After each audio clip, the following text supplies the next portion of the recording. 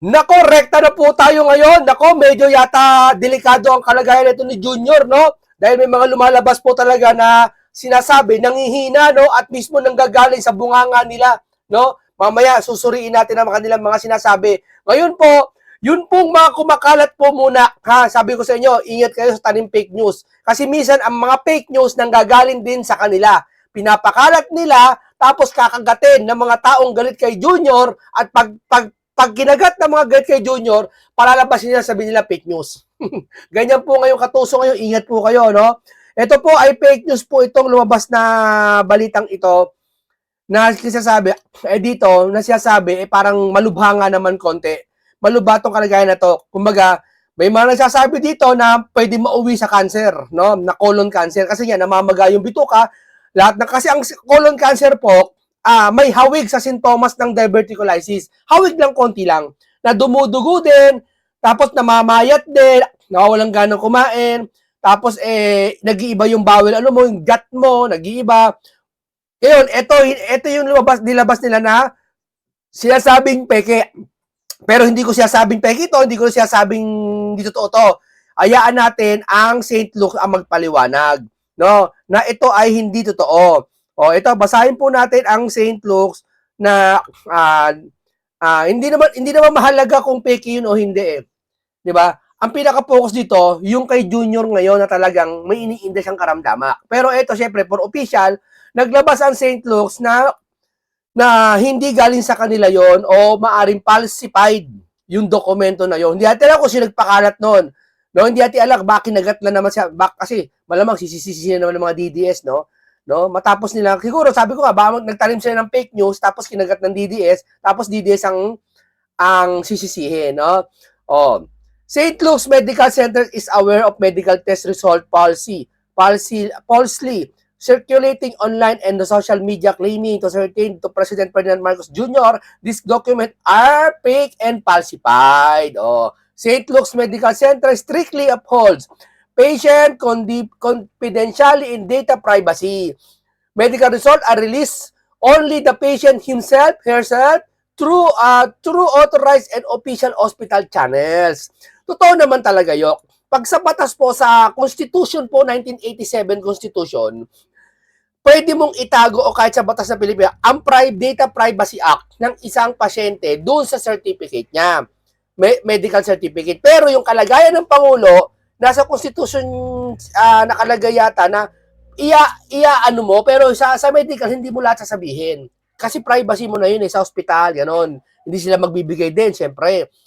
Ngayon, maliban na lang kung talagang may kaso, no? Pinapahingi ng mga NBI o ano, maliban na lang siguro, no? Pero kung ganito, isarado natin ang usapan na talagang totoo ang sinasabi ng St. Luke's na peki yung kumakalat dung tungkol kay Junior na sakit.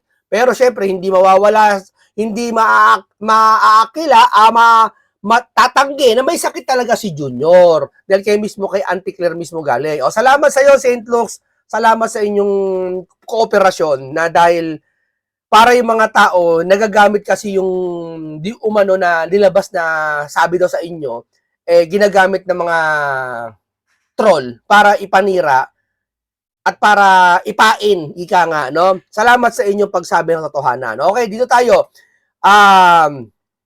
Dito po tayo sa ano ba talaga ang kararamdaman ni BBM? Kasi po kung tutuusin po talaga, kay Auntie Claire din naman nagmumula eh. Kanila din nagmumula yung mga sila din nagsasabi may sakit talaga si BBM. Wala na certificate nila pinag-uusapan dito certificate. Ang pinag-uusapan dito yung sakit ni Junior, 'di ba? O marami nga nananalangin, napabasa ko sa comment section na sana ganyan daw mangyari, sana ganito daw mangyari. Hindi mo maano eh. Kasi syempre, alam bakit? Sa sama ng loob ng taong bayan sa nangyayari ngayon 'di ba? Na iniisip nila syempre, imbis na magsalita ka sa issue ngayon ng China, imbis na magsalita ka ngayon sa issue ng korupsyon, sasabihin sa'yo ng spokes mo, nagtatrabaho ang Pangulo, may kanya-kanyang trabaho yan. Di ba? Ganyan na siya di ba? Kaya nagagahit yung taong bayan, hindi siya nakakarinig ng totoong sagot na gusto manggaling sa taas, di ba? Siyempre, siguro ngayon, baka iniisip nila, isa sa mga iniisip ng taong bayan, baka nagdadahilan lang si Junior. Baka parang hindi masagot yung mga issue ngayon. Kasi dapat kung may sasagot niya issue ngayon, hindi na kaya ng tao, siyempre si Junior ang sasagot niya. Siya mamamagitan, di ba? Yung bang may-ari ng malaking building, di ba? Iisa lang may-ari, halimbawa, hindi naman korporasyon, no? Iisa lang may-ari, no, halimbawa. Pag nagkakagulo ba lahat doon sa building na yun, mga empleyado, nagkakagulo, sino ang umaayos pag talagang grabe na? Di ba yung may-ari nun? O, tumahimik kayo, ganito gawin nyo. Di ba? Yun ang nasusunod. Dapat ganun po bilang isang leader. Pangangasiwaan mo, pangungunahan mo. Di ba? Kaya tamo yung China, nagkakagulo sila. Di ba? May mga nag-uudyok na kunwari simpatya sa taong bayan. Yung pala hindi. Di ba? Kunwari mahal nila taong bayan. Nagtatago sa likod ng WPS. Hindi naman pinag-uusapan yung WPS eh. Ang pinag-uusapan yung pambabasto na ginawa ng karikature. Di ba? O, diba, tapos na tayo dyan. Dito na tayo kay Auntie Claire. Tignan nyo po, talagang grabe po dito, talagang napikon yata dito, sumabog na yung isang reporter dito na yung tono ng kanyang pananalita kasi parang sinoplak lang si Auntie Claire, no? Advice po ng doctors na magpahinga po muna si Pangulo for a week. Nagyabang pa. Sa sobrang sipag daw, sabi ng hospital. Hindi ko alam kung sinabi ng hospital yun, ha. Sa sobrang sipag daw, magpahinga daw muna. Di ba? Masipag ka sa trabaho kasi pangulo ka. At normal yan. At talagang dapat ka magsipag kasi pasahod ka namin. Tama? Pero yung sinasabi namin na malasakit, ano yun? Yung mangilam ka sa problema ng flood control. Halimbawa, ayan si Boy Tago. Ayaw ipatawag pinsa mo. Mangilam ka, ipatawag mo na. Di ba? Ano mo na, interparliamentary court na yan. Para lumalabas ang bagal eh. Di ba? May mga nagtatago, natakasan na tayo. Di ba? Can you provide us po kung ano po yung specific improvements sa kalusugan ng Pangulo which could lead to a life-threatening complication if not addressed immediately? How true is this, ma'am? Anong source natin yan? Mayroon po akong source, doktor po ito sa St. Luke's. So, Barado ka yun. siguro naman po ay credible. Tignan mo dito tignan mo, makikita mo ang isang tao, hindi na lang pagiging spokesperson o pagiging senador ka o anumang tungkulin mo sa gobyerno. Sa pagiging tao, makikita mo kung talagang matalino o hindi. Matalino ka naman pero yung pangangatwiran mo, bisa kasi ang pangangatwiran mo matalino ka by the book. Pero yung pangangatwiran mo para sa damdamin ng isang tao sa natural, kayo na humusga. Todo, hindi ko siya pwedeng pangalanan for Kung sinabi ng Pangulo na hindi to life-threatening, so ba't kailanganin po sa ngayon ang medical treatment? Medical bulletin. Samantalang kami naman po ay nagpo-provide sa inyo kung anong ang kalagayan ng kalusugan ng Pangulo. mas Tama yun, nagpa-provide siya. reliable po kasi pag doktor ang nagsalita, ma'am. Mas reliable po siguro mismo ang Pangulo nagsasabi kung ano po ang kanya nararamdaman. Pero hindi naman siya doktor, ma'am. So, Pero siya, at katawan niya naman po yun. Diyan siya mali dyan. Auntie Claire, mali po kayo dyan. Hindi porket katawan mo, ikaw nakakaalam. Kung nakakaalam ka pala kung ano sakit mo, ba't nagpapacheck up ka? Saan hindi ka nagpa-check up? Katawan mo pala yan eh. Alam mo pala yan eh. Ba't ka nagpapacheck up? Kasi hindi mo alam kung ano sakit mo. Wag mo sabihin kaya nagpa-check up para malapatan ka ng gamot. Di ho ba?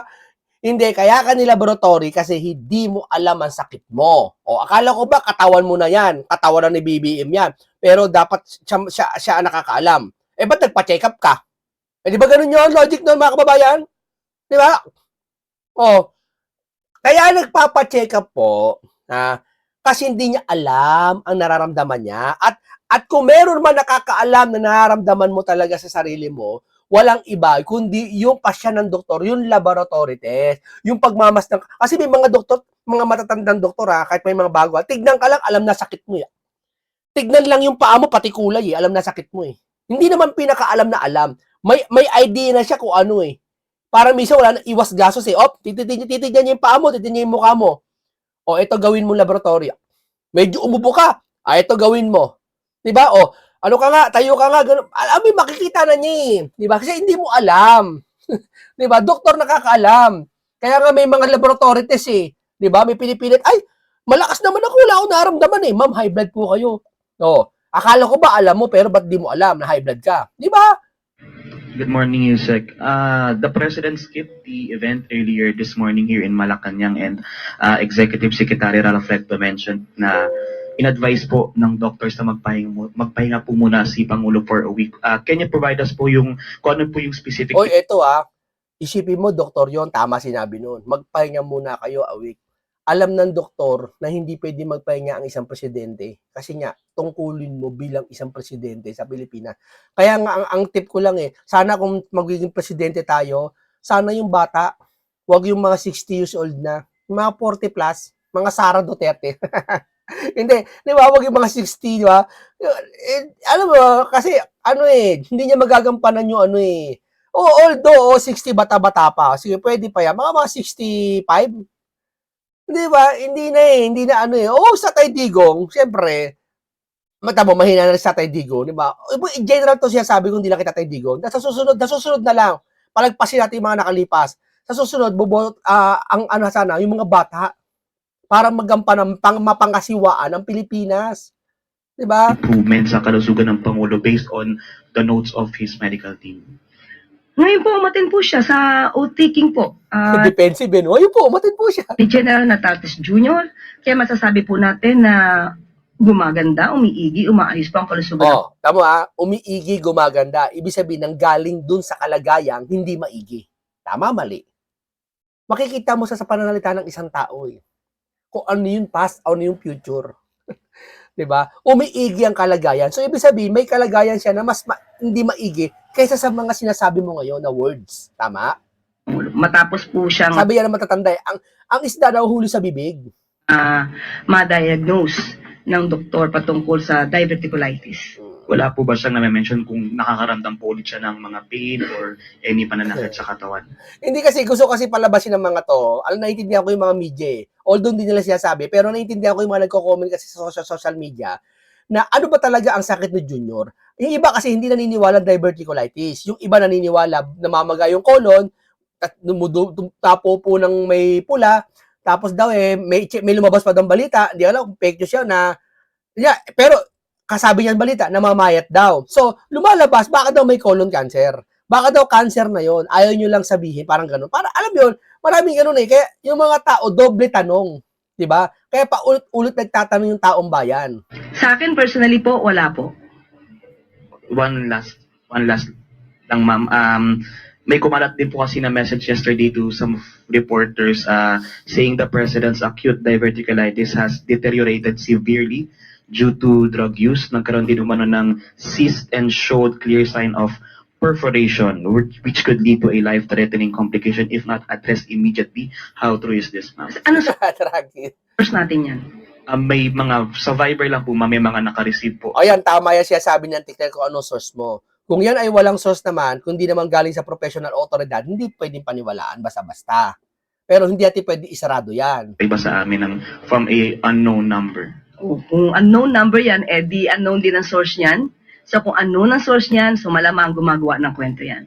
So yan, medyo tama siya dyan. Okay yan, sige, palagpasin ka dyan. Medyo gumagawa ng kwento nga naman yon. Pwede yan. Hindi masyadong paniwalaan ng mga kumakalat sa social media nang walang hindi verified at walang ibang source. Last na lang, ma'am. Can we expect the president po na umattend ng mga activities outside the palace this week or next week? Sa ngayon po, Kasi kung diverticulitis lang po yan kasi ma'am, ito lang ang personal ko makakapagtrabaho na normal ang isang tao. Hindi siya ganun Pero sa bagay kasi may edad na rin kasi ang Pangulo. Pero makakapagtrabaho pa rin siya ng maayos. Oo. Pero sabi ng iba, hindi galing sa akin, pag daw may colon cancer, minsan daw malakas, minsan mahina. Hindi ko alam kung totoo yun hindi po natin masasabi. At ang sabi nga po ni E.S. Ralph Recto ay pinapa-relax muna ang ating Pangulo.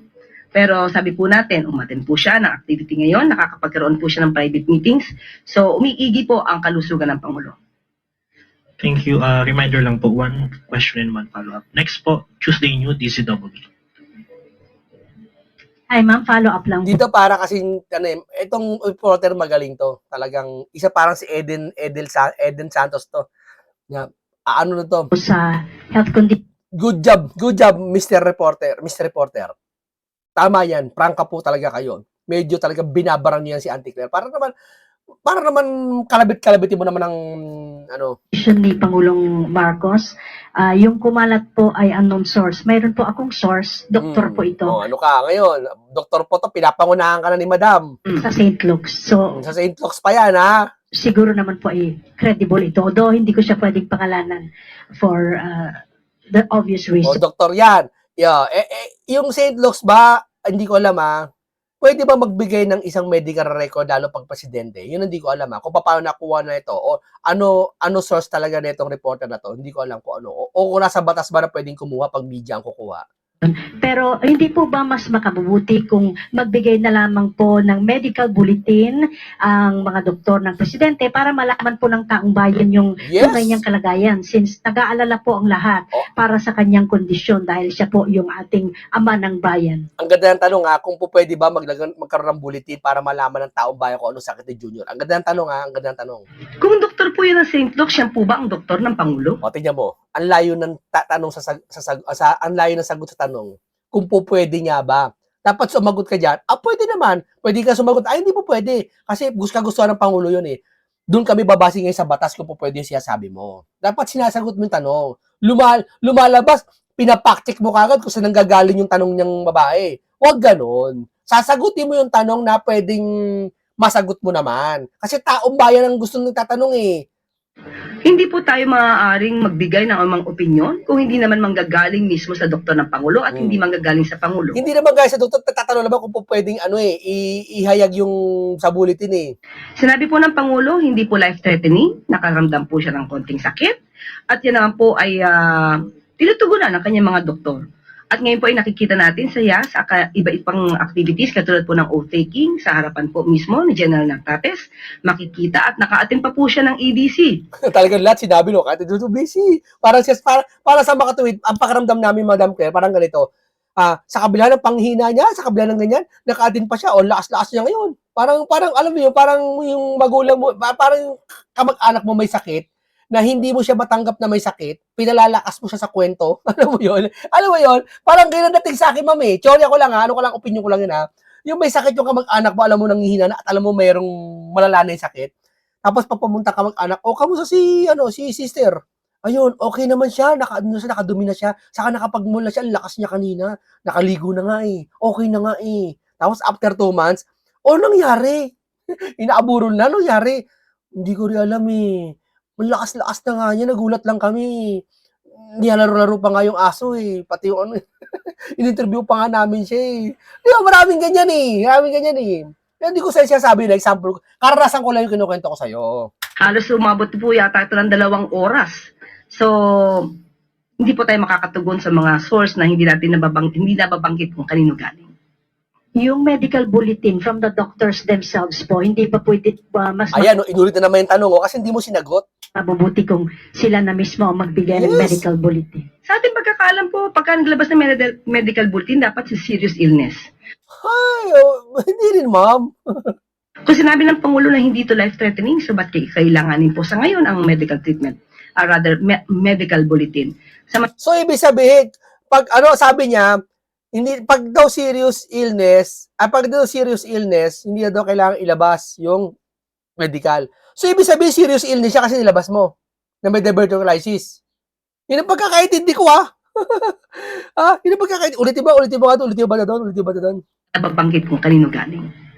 Yung medical bulletin Pakinggan nyo, ha? from the doctors themselves po, hindi pa pwede mas makabubuti kung sila na mismo ang magbigay ng medical bulletin. Sa ating pagkakaalam po, pagka naglabas ng medical bulletin, dapat si serious illness.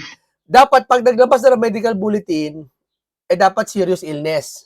Kung sinabi ng Pangulo na hindi to life-threatening, so ba't kailanganin po sa ngayon? So, ibig sabihin, nilabas nyo, ewan ko kung bulletin tawag dyan sa nilabas nyo, yung may sakit si Pangulo ng diverticulitis, ba't nyo nilabas? Ibig sabihin, serious ba?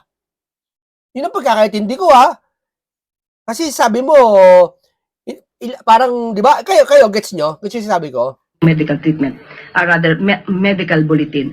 Samantalang kami naman po ay nagpo-provide sa inyo kung anong ang kalagayan ng kalusugan ng Pangulo. Mas reliable po kasi pag doktor ang nagsalita, ma'am. Mas reliable po siguro mismo ang Pangulo nagsasabi kung ano po ang kanya nararamdaman. Pero hindi naman siya doktor, ma'am, sir. Pero siya, katawan niya naman po yun. Good job, Mas Miss Reporter! Idol ka namin bago! Galing, galing. Yan ang gusto ko, reporter. Yan ang gusto ko, matatapang. No? Oh. Okay. Next. Pero ma'am, papasalamat ko sa iyo sa hospital ng St. Luke's. Yan maganda diyan. Lola ko diyan na hospital dati. Diyan gumaling lola ko. Napakaganda diyan. Salamat sa inyo, naglabas kaagad kayo ng isang statement kung saan peke yung kumakalat na balita tungkol dun sa nilabas na di umano na galing daw sa inyo yung medical certificate o yung kalagayan ni Junior. Ang ibig ko sabihin dito, kaya gusto ko talaga, inagapan nyo kagad ng St. Luke's yung ganung klaseng pakakalat ng falsified o mga fake news. Kasi po, ginagamit po ata ng kalaban po. Hindi naman kalaban, I mean, ng mga loyalista para dayain ang taong bayan. Para kung sa ganun, kung sino maniwala, tapos palalabasin nila, yung totoo na fake news pala. Parang pain lang po yun. Salamat sa inyong paglabas, St. Luke's, sa pakikipag-operate. Pero bago yan, syempre, ano ba, ang daming hinala, ano ba talaga sakit ni Junior? Diverticulitis, colitis. Ngayon, dito po kasi, sa isang, sabi nila, baka daw colon cancer na, ayaw lang sabihin.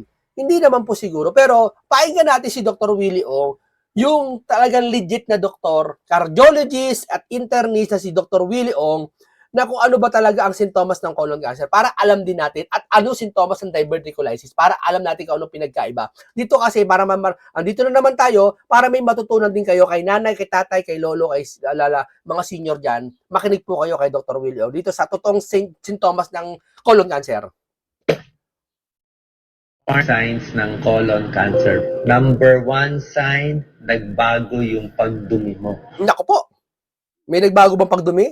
Titignan nyo yung itsura ng dumi nyo. Pag yung dumi nyo, napansin nyo na parang lapis na lang, parang anipis-nipis na lang ng dumi na lumalabas. So, magtataka ka, baka may bara. Yun. Number 2 sign, yung bleeding. Kahit anong pagdurugo. Number 3, medyo maano yung tiyan. Parang iba pakiramdam lagi. Laging masakit, may crampy, laging makabag. Number 4, ito. Pag dumumi ka, feeling mo hindi nakakalabas lahat ng dumi. Number 5, syempre pag may cancer, weakness. Laging mahina, laging pagod. Number 6, namamaya. Naku po, parang may kahawig lahat ng sintomas sa sinabi niyo, Dr. William, ha? Parang kahawig lahat ng kay Junior ba? Hindi naman, kasi magkakahawig naman talaga yan eh. Ang maganda dito, kung maaga mahuhuli, stage 1, maooperahan, buhay yung pasyente. Buhay yung pasyente. Si Doc William talaga. Doc William, salamat sa'yo, magpagaling po kayo lalo. Warning signs ng Ito kay Dr. Eric Mata naman. Tignan natin yung diverticulitis. Oo, pag-usapan natin, ano ba itong diverticulitis? Ang diverticulitis ay nangyayari kapag may maliit na supot o bulsa sa bituka, lalo na sa kolon, na namamaga o na-infeksyon. Ayan, may infection, no? So, ibig sabihin, pag may infection kasi ang isang tao po, marami pong pwede maging cause ng sakit. Oo.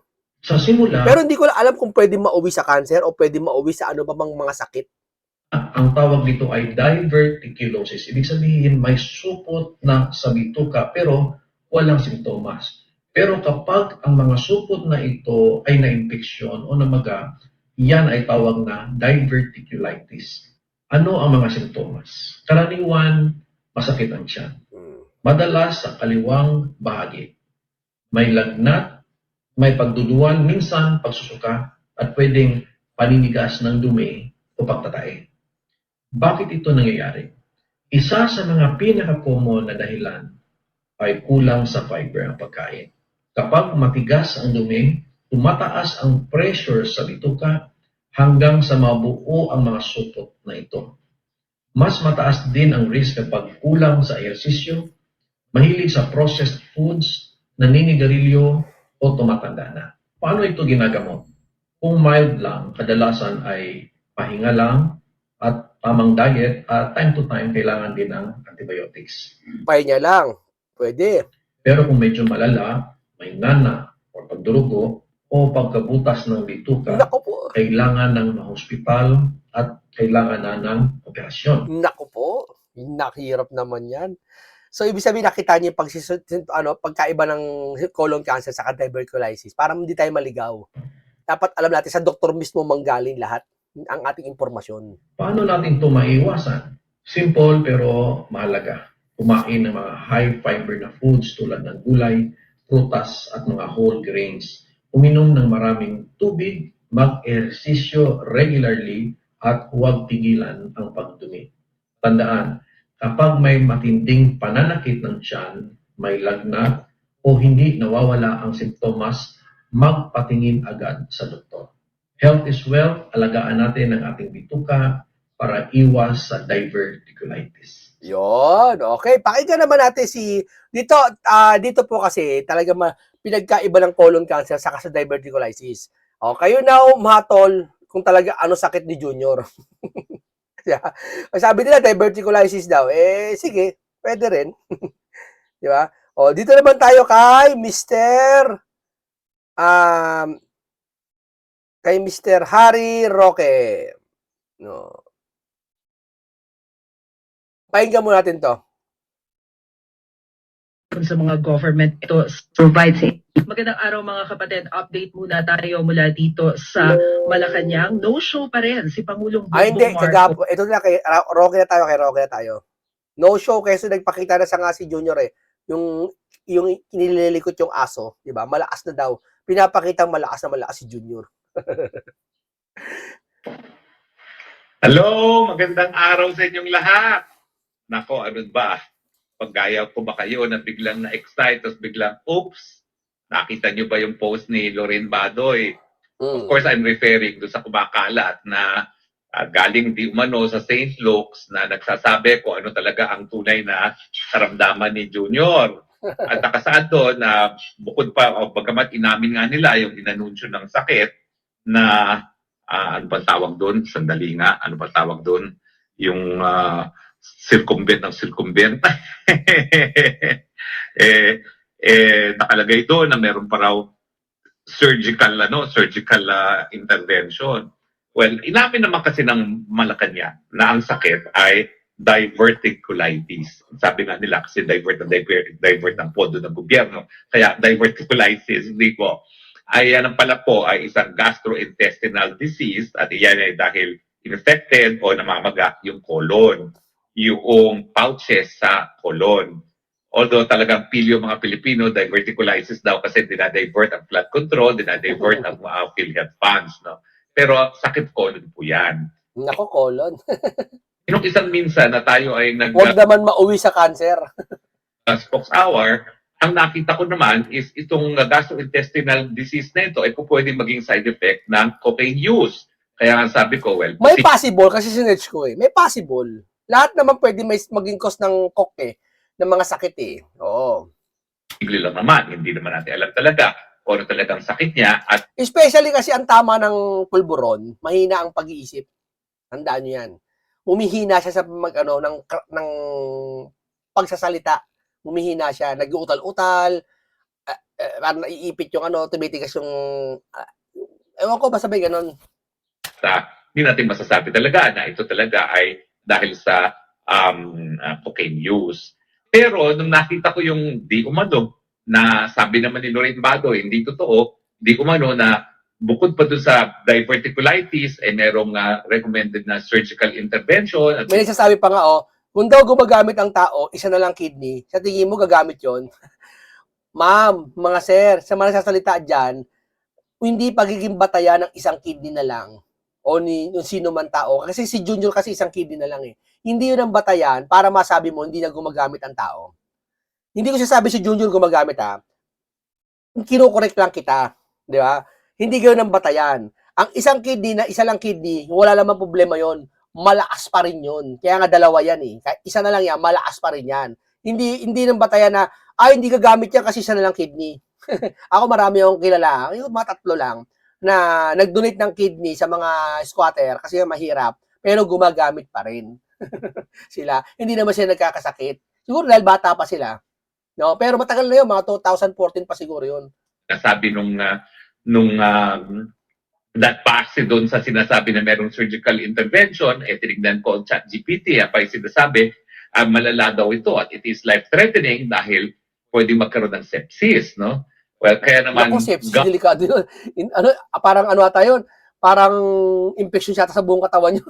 God, Lord, forgive us. Pero syempre, na-excite naman tayo dahil hindi ko pinagdadasal talaga na may masamang mangyari kay Junior. Kasi yan po ay bawal sa mga Kristiyano na ipagdasal Ito talaga si Mr. Harry Roque, oh. na magkaroon ng kabiri ang iba.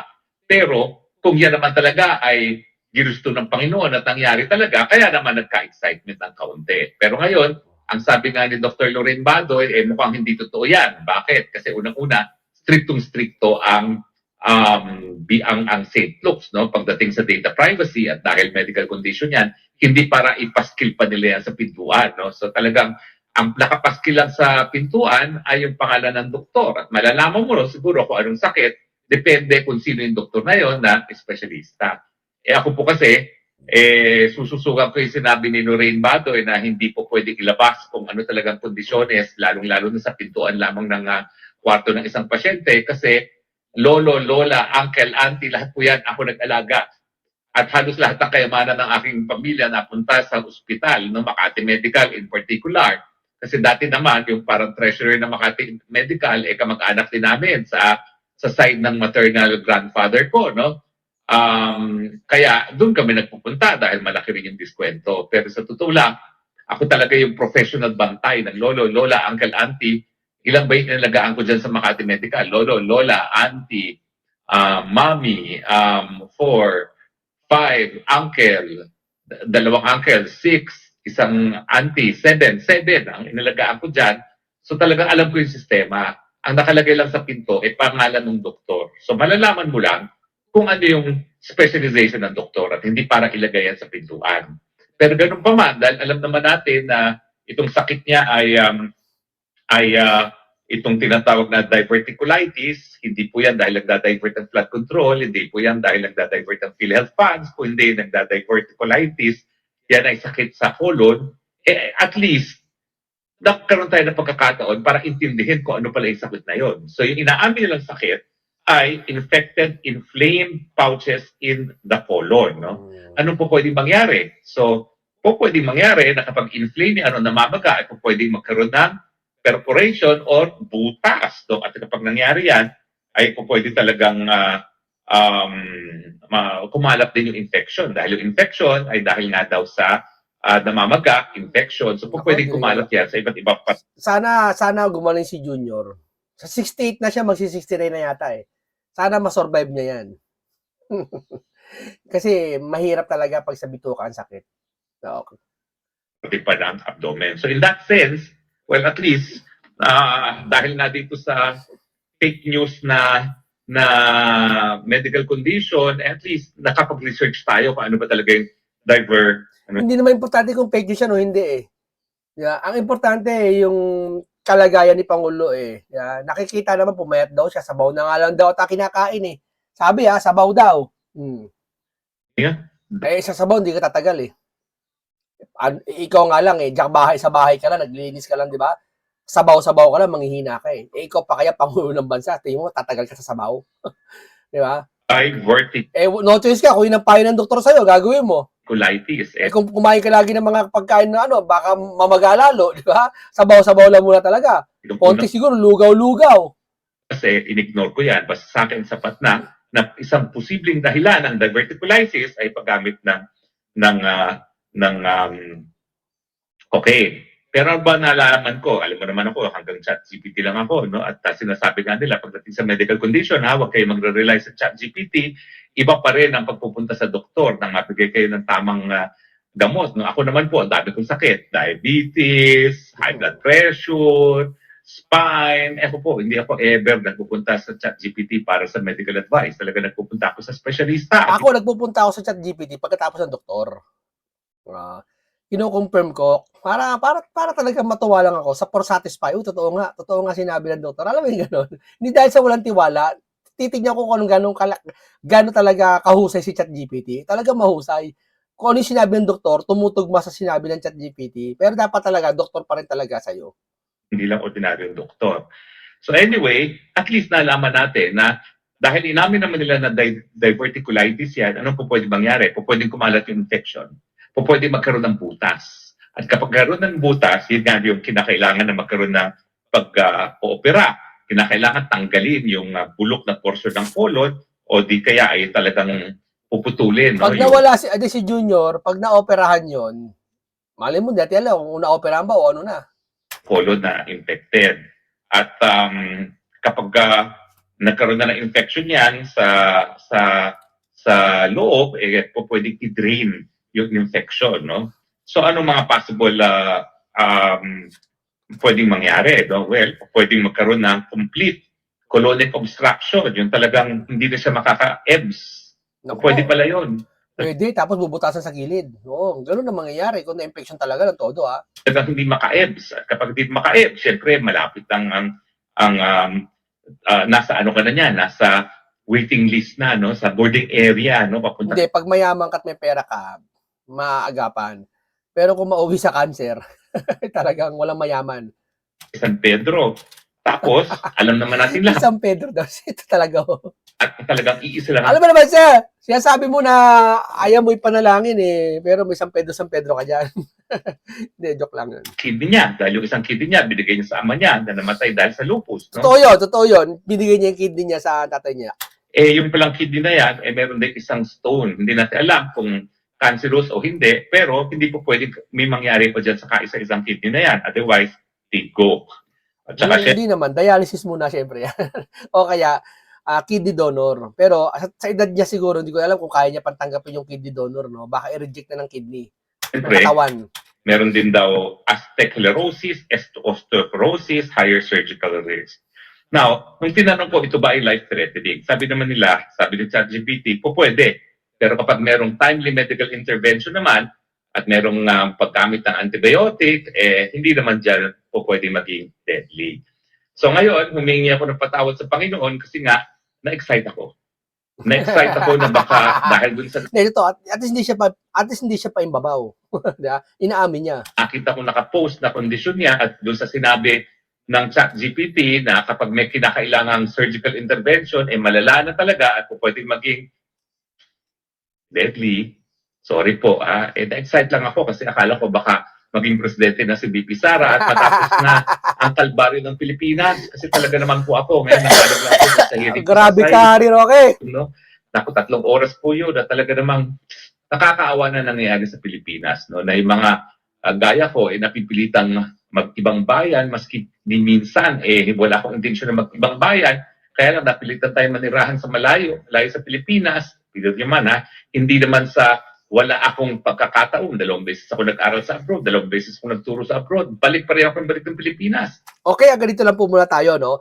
Ito lang, natin, nalaman natin na fake news pala yung kumakalat niyo na sakit daw ni BBM na may certificate na galing daw sa St. Luke's, naglabas pala ang St. Luke's ng totoong na-falsify daw yung fake news daw yun. Salamat sa St. Luke's. At syempre, ang totoong kalagayan naman talaga dito, yung kalagayan ng bansa. Totoo yan. Although nasabi na yung kalagayan ni BBM, pero yung kalagayan ng bansa, asikasuhin mo. Dapat kung talagang ikaw leader presidente ka, nanindigan ka. 'Di ba? Buhay at lakas iaalay mo sa sambayan ng Pilipino. Yan ang pagiging hari. Yan ang pagiging minister. Yan ang pagiging presidente. Yan ang pagiging leader. Wala akong nabasang sa kasaysayan ng leader na naging duwag doon sa kanyang tungkulin. Tatandaan niya. Kung naduwag ka sa tungkulin mo at ikaw inuuna mo na sarili mo, syempre, umalis ka na dyan. Yun lang yun. Yung nakikita ko. Yung pangsalahatan, hindi ko kay Junior sinasabi yan, pangsalahatan ko sinasabi yan. No? Ganyan ang leader. May leader niya nung panahon, si Baldwin. May mga sakit na siyang nakipaglaban sa Muslim na si kailan yun? Si Baldwin Deport. Nakipaglaban siya, hari pa rin siya kahit may sakit na siya, lumalaban pa rin siya. Yun ang talagang leader. Lahat yan, may ganyan. Yeah. Okay, hanggang dito lang po muna tayo. Salamat sa lahat, kay Dr. Eric Mata, kay Richard Mata, kay Dr. Willie Ong. Matagal niya ng video pero marami tayong malalaman dyan. Paalam sa inyong lahat.